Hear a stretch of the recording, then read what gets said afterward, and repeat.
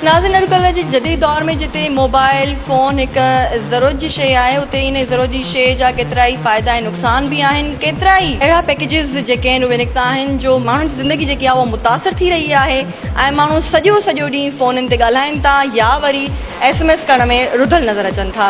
इन हवाले सां ॻाल्हि ॿोल कंदासीं। इन वक्त असां हिकु इंस्टीट्यूट में मौजूद आहियूं। आई थिंक ये इतने ज़्यादा पैकेजेस वगैरह ये बहुत ज़्यादा इससे मिसयूज़ वगैरह हो जाता है, इससे हमारी स्टडीज़ बहुत ज़्यादा डिस्टर्ब हो जाती है। सारा दिन हम लोग सेल्स पे लगे हुए होते हैं एंड इससे फिर हमारे रिजल्ट पे इफेक्ट पड़ता है एंड हेंस हमारा फ्यूचर भी जैसे इस तरह से डिस्ट्रॉय होता है। स्टूडेंट्स जो हैं वो बिल्डर ऑफ द नेशंस होते हैं, सो इसलिए इतना ज़्यादा मोबाइल का यूजेज और इस तरह के पैकेजेस जो हैं वो बहुत ज़्यादा हार्मफुल हैं हम लोगों के फ्यूचर के लिए। हम पेरेंट्स से झूठ बोलते हैं, हम इस तरह से बॉयज़ वगैरह से बात करते हैं जो कि हमारे रिलीजन में बिल्कुल भी स्ट्रिक्टली प्रोहिबिटेड है। अच्छा, आप भी जाहिर सी बात है मोबाइल इस्तेमाल करती होंगी, क्योंकि मोबाइल इस्तेमाल करना कोई बुरी बात नहीं। मैं जो है यूजुअली संडे को ही बस यूज़ करती हूँ, वो भी ममा का सेल है मेरा, तो बस अपनी फ्रेंड्स को मैसेजेस वगैरह कर लिए एंड दैट्स इट। मतलब इतना ज़्यादा यूजेज नहीं है, हम रोज़ तो फ्रेंड से मिलते हैं तो फिर इतना ज़्यादा ज़रूरत ही नहीं होती। हमारी तालीम पर मोबाइल फ़ोन के स्पेशली पैकेजेस से बहुत ज़्यादा हमारे एक नेगेटिव इफेक्ट पड़ रहा है, लेकिन मैं सिर्फ ये बात यहाँ पर कहूँगी that everything has both positive and negative effects. जो पैकेजेस हमें दिए गए हैं वो हमारे बैलेंस और हमारी जो है बजट के हिसाब से दिए गए हैं, लेकिन वो हम पर डिपेंड करते हैं कि हम उसे किस तरीके से यूज़ करें। चलिए ठीक है, आप पैकेज में बात भी कर रहे हैं, एटलीस्ट आप 15 मिनट्स वहाँ पर जाके बात कर लो, आप जाके 20 मिनट्स बात कर लें अपने किसी सिस्टर से जो आपके आउट ऑफ टाउन रहती है या कभी भी।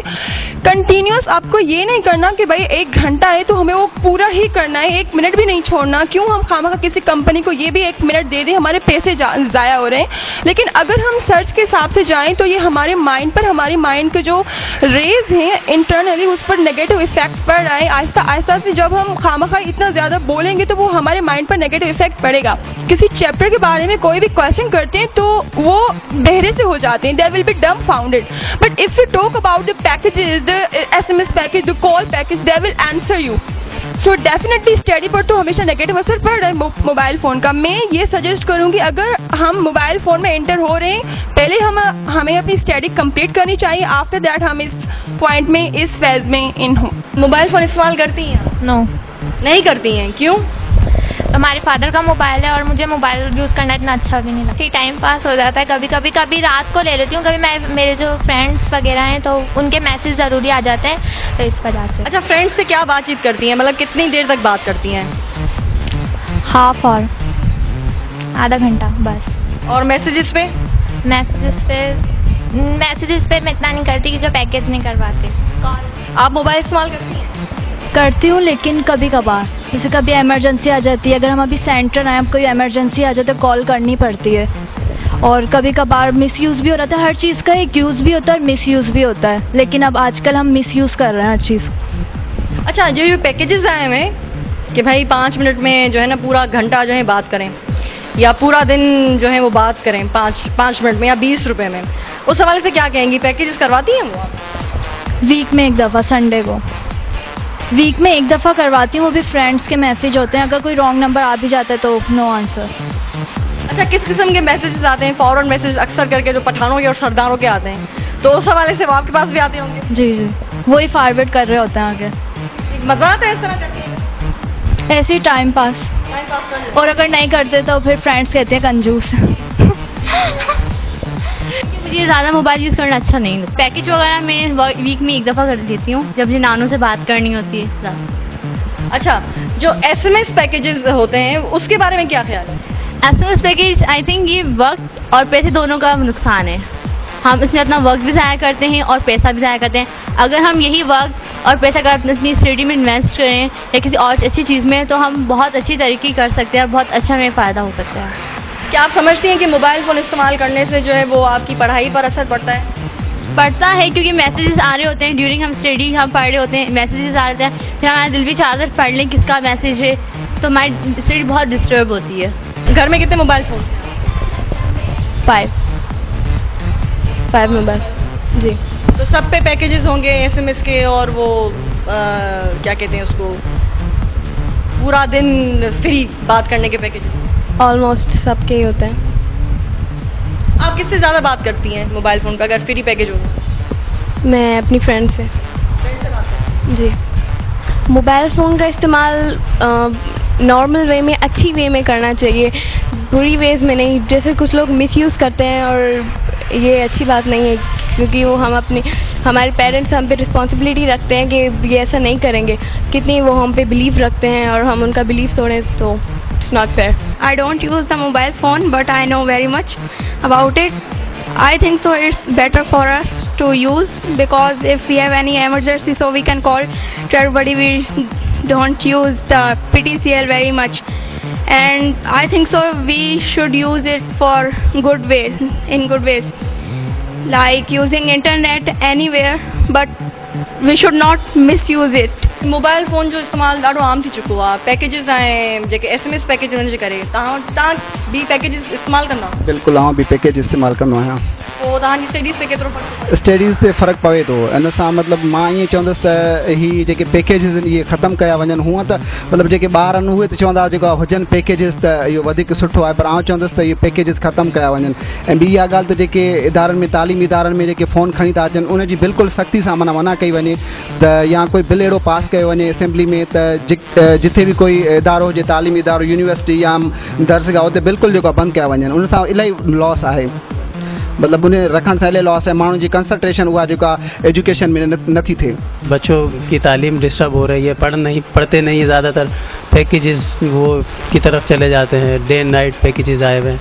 सो इस वजह से बच्चों का करियर तबाह हो रहा है। तो हमारी गवर्नमेंट को इस बारे में तो कुछ सोचना चाहिए कि मीन्स पैकेजेस से बच्चों का मुस्तकबिल तबाह हो रहा है, सो इसको कंट्रोल किया जाए इस चीज़ की। मोबाइल का फ़ायदा ये है कि हम क्या कहते हैं, कॉल उसको करते हैं तो हमारे ज़्यादा पैसे लगते हैं, मैसेज पे हमारे कम पैसे लगते हैं, इसलिए मैसेज ज़्यादा यूज़ करते हैं लोग। पर मैसेज में ये नुकसान है कि हम मैसेज जो ना आधी राइटिंग में लिखते हैं, तो बच्चे के जो ना दिमाग पे दबाव पड़ता है कि इस बात पे कि राइटिंग और उनकी क्या कहते हैं बोलने की इंग्लिश दूसरी होती है, उसको शॉर्ट करके दूसरी तरह लिखते हैं, तो इसीलिए ये नुकसानदेह। मोबाइल फोन इस्तेमाल कंदा हो ता? जी। कीअं? ईअं कॉल कंदा आहियूं बस पंहिंजे भाइरनि खे, दोस्तनि खे। जी, घर कम हुजे को ईअं कंदा आहियूं। मोबाइल फोन आहे जेका इन जा पॉजिटिव असरात भी आहिनि, नेगेटिव असरात भी आहिनि। उहो असां ते डिपेंड करे तो असां उन खे यूज़ कीअं था कयूं। अगरि असां पॉजिटिव वे सां यूज़ कंदासीं त असां वटि फ़ाइदा ईंदा, अगर नेगेटिव वे से यूज़ कंदासीं त नुक़सानात खोड़ आहिनि। मतिलबु 24 घंटा ॻाल्हाइण जो पैकेज त अची आहिनि, जीअं ते माण्हू शुरू थिए थो सुबुह जो ऐं राति जो 12 बजे ख़तमु थिए थो। मैसेज पैकेजिस अची आहिनि, जीअं ते स्टडीज़ में बि वेठा आहियूं, सेंटर में वेठा आहियूं त बि मैसेज हले थो, चैटिंग हले थी फ्रेंड्स सां। उहो डिपेंड नथो करे हू ही आहे या शी आहे, मतिलबु मैसेजिस हलनि था न, ट्रेंड करनि था। स्टडीज़ ते असरु पवे थो, जेको उस्ताद सम्झाए थो कॉन्सेप्ट क्लियर नथो थिए। अॻे अची पेपरनि में ख़बर पए थी यार मूंखे त अचे ई नथो, जीअं मतलब उस्ताद पढ़ाए पियो, मां दोस्त सां फलां दोस्त सां चैटिंग पियो कयां। ये मतिलबु वक़्तु बि खोड़ ज़ाया थिए थो, जंहिंजी वजह सां असांजी स्टडीज़ ते खोड़ असरु। हिते फालतू मैसेजिस बि थींदा आहिनि हरूभरू, जो की मज़ाहिया मैसेजिस ॿी ज़ात वारे ते तंज़ हणणु, को पंहिंजो मैसेज ठाहिनि था, ईअं हूंदा आहिनि, ईअं हूंदा आहिनि, ईअं हूंदा त कोन्हनि, पर फालतू मैसेजिस आहिनि, तंग कंदा। ॿिए खे मतिलबु एसा ॾेराईंदा आहिनि त असां ते ईअं मैसेज आहे, पठाननि खे एसा ॾेराईंदा हूंदा पठाननि वारा मैसेज, सिंधियुनि खे सिंधियुनि वारा, पंजाबियुनि खे पंजाबियुनि वारा। जेके इंस्टीट्यूट वग़ैरह आहिनि, कॉलेजिस आहिनि, स्कूल्स आहिनि, उन्हनि मोबाइल फ़ोन हुजणु खपे या न हुजणु खपे? मोबाइल फ़ोन त स्ट्रिक्टली अलाउड न हुजे, छो जे करे मोबाइल फ़ोन मां ॿुधायो तव्हांखे त खोड़ जा नेगेटिव असरात आहिनि, मतिलबु स्टडीज़ ते खोड़ असरु पवनि था ॿार जी स्टडीज़ ते। मोबाइल फ़ोन स्ट्रिक्टली अलाउड न हुजे, अगरि हुजे बि त क्लारक ऑफिस आहे, तव्हां वञी उतां पेरेंट्स खे कॉल कयो त यार अबू अचो, हाणे मूंखे लेट थी वई आहे, मां छुटी थी वई आहे ऐं मोकल थी वई आहे, मां लेट ताईं बीठो आहियां, तव्हां आया न आहियो। क्लारक ऑफिस में वञी तव्हां ॻाल्हायो। मोबाइल फ़ोन हुजे त उनखां वठी वठिजे या चेकिंग कजे। मोबाइल फ़ोन जो इस्तेमालु तमामु घणो आम थी चुको आहे। इंस्टीट्यूट, कॉलेजिस ऐं स्कूल्स में छोकिरा ऐं छोकिरियूं मोबाइल फ़ोन्स खणी अचनि था, मैसेजिस, पैकेजिस, छा चवंदा हिन बारे में?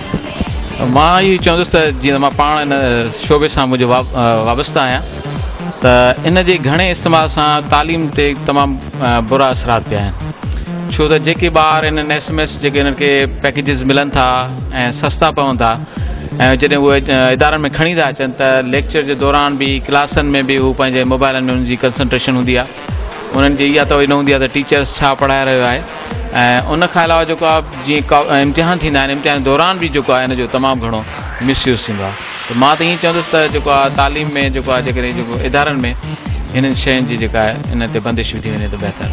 फ़ाइदा बि पंहिंजी जाइ ते मौजूदु आहिनि, छो न आहिनि। इहे हिकिड़े यानी हिकिड़ो क्विक सोर्स ऑफ कम्युनिकेशन आहे। किथे बि तव्हांखे प्रॉब्लम थिए थो, तव्हां सां असां आसानी सां जेको आहे राब्तो करे सघूं था, या किथे बि को हादसो थिए थो या का ख़ुदा न ख़ास्ता अहिड़ी ॻाल्हि थिए थी त असां मोबाइल ते असां राब्ते में रही सघूं था, असां उते जल्दी पुॼी सघूं था। त इन में को शक न आहे त जेको आहे इन जा फ़ाइदा बि पंहिंजी जाइ ते आहिनि, पर ख़ासि तौर ते नौजवाननि में जेके पैकेजिस आम थी विया आहिनि त उहे मोस्टली मां ईअं चवंदुसि त जेको मिसयूज़ थियनि था, उनजा नुक़सान था। जेकॾहिं स्टूडेंट जी ॻाल्हि कजे त डेफिनेटली हिकिड़ो मेच्योर स्टूडेंट उनखे यूटिलाइज़ बि करे थो ऐं डी यूटिलाइज़ बि करे थो। त जेकॾहिं यूटिलाइज़ेशन्स जी जेसिताईं तव्हां ॻाल्हि कंदव त यूटिलाइज़ेशन्स त पंहिंजे हिसाब सां सही आहिनि, पर डी यूटिलाइज़ेशन तमामु ख़राबु आहे। स्पेशली जीअं पैकेजिस आहिनि, कॉल पैकेजिस या SMS पैकेजिस जी तव्हां ॻाल्हि पिया कयो, त ही हिकिड़ी नीड बि आहे ऐं नेसेसिटी बि चई सघूं था, पर उनखे जॾहिं उनखे डी यूटिलाइज़ कयो थो वञे त तमामु ख़राबु आहे शइ मुंहिंजे हिसाब सां।